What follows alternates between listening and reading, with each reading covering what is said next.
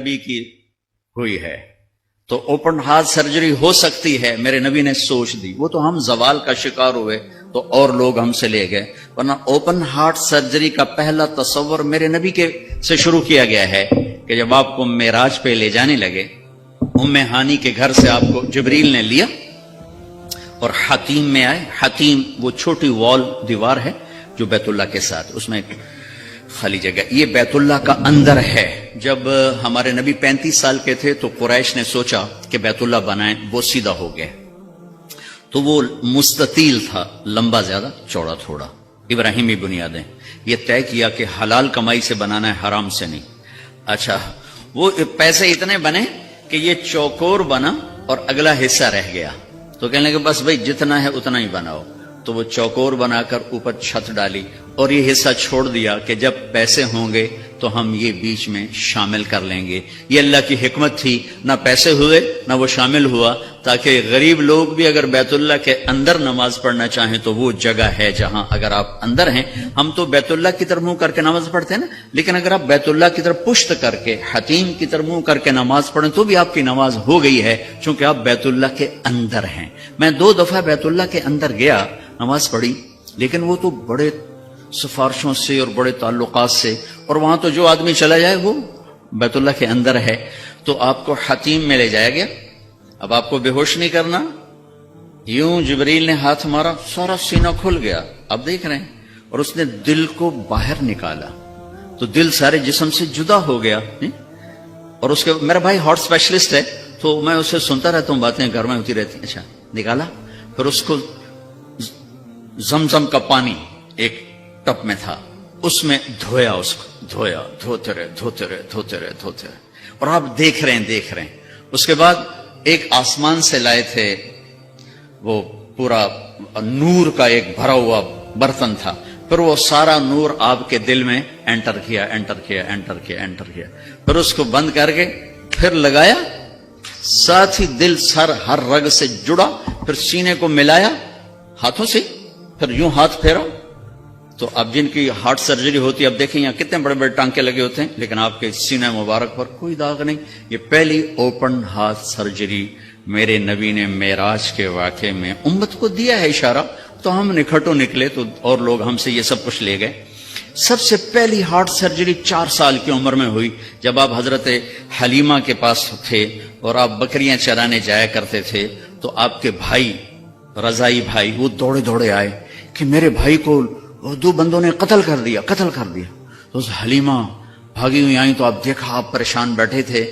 تو حضرت حلیمہ نے پوچھا بیٹا کیا ہوا؟ کہ 2 آدمی آئے تھے، مجھے لٹا دیا، میرا سینہ کھولا، میرا دل نکالا، پھر اس کو صاف کیا، پھر میرے دل میں، پھر میرے سینے میں دوبارہ فٹ کر دیا۔ یہ پہلی ہے، اور پھر معراج پر جانے سے پہلے دوبارہ اوپن ہارٹ سرجری ہوئی ہے۔ پھر براق کا آنا، تیز رفتار سواریوں کا تصور میرے نبی کے ذریعے سے ہمیں ملا کہ ایسی سواریاں بنائی جا سکتی ہیں جو مہینوں کا سفر گھنٹوں میں طے کر دیں۔ جب آپ نے اگلے دن فرمایا کہ میں گیا تھا بیت المقدس، تو قریش کہنے لگے ہم تو 1 مہینہ مسلسل چلتے ہیں اور پھر وہاں پہنچتے ہیں، تم 1 رات میں کیسے کہہ رہے ہو گیا بھی اور آیا بھی؟ تو براق ایک سواری ہے جس کی تیز رفتاری سے ایک پیغام، میسج امت کو گیا کہ اگر تم اس کائنات کے علوم تک پہنچ جاؤ تو تم تیز رفتار سواریاں بھی بنا سکتے ہو۔ 650 کلومیٹر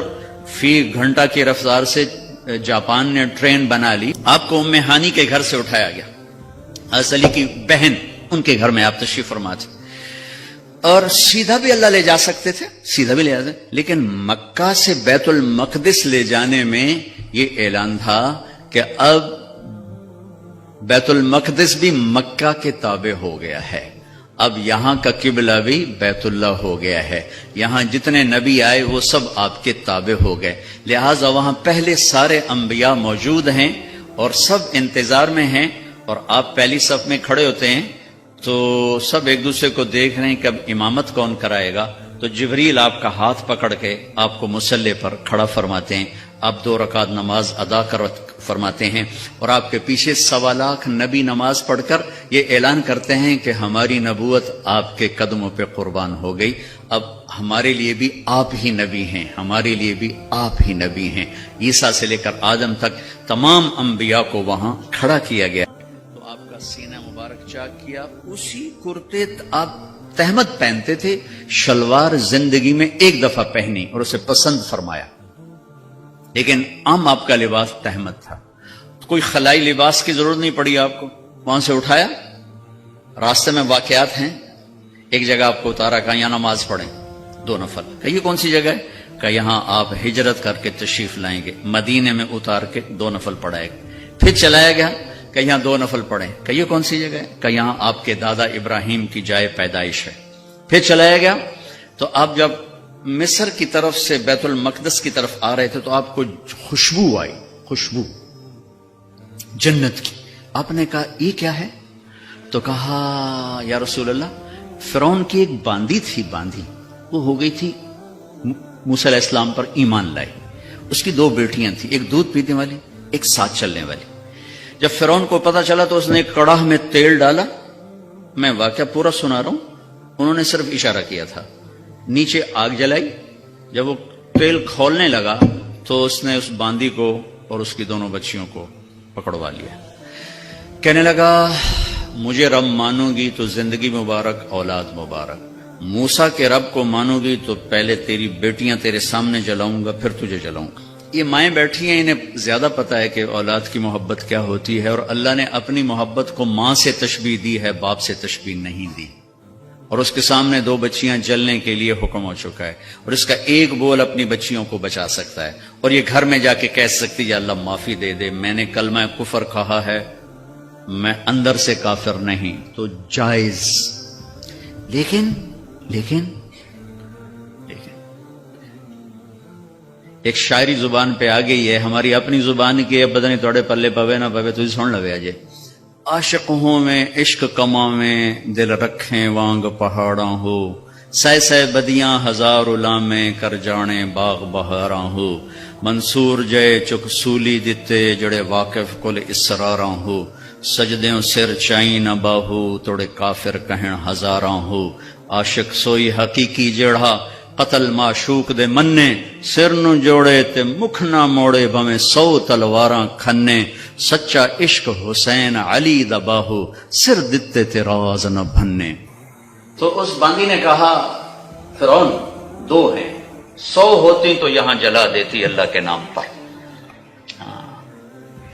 اس کو غصہ چڑھا، اس نے بڑی کو پکڑوایا اور یوں ڈالا، وہ چیختی رہی، مچھلی کی طرح تل گئی، پھر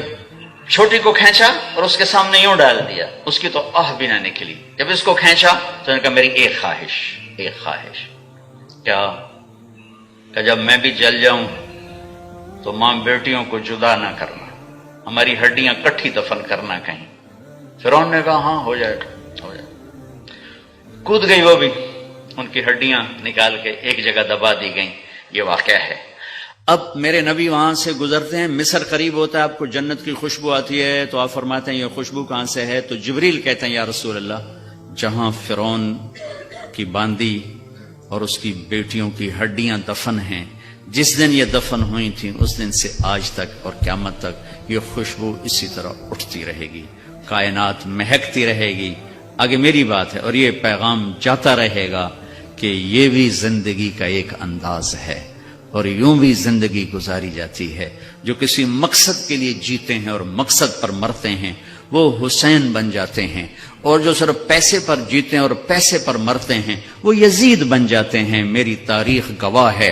کہ اللہ نے اپنے قریب ترین لوگوں کو نیزوں پہ چڑھا دیا اور بدماشوں کو فرعون بنا کے تخت پہ بٹھا دیا۔ ہم کربلا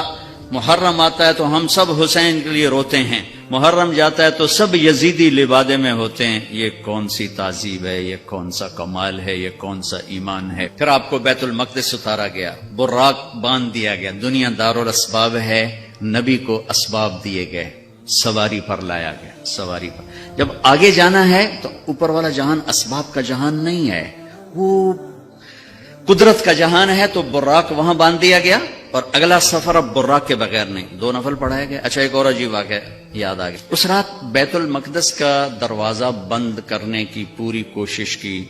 چوکیدار نے، دروازہ نہیں بند ہوا، تو اس نے مستری بلائے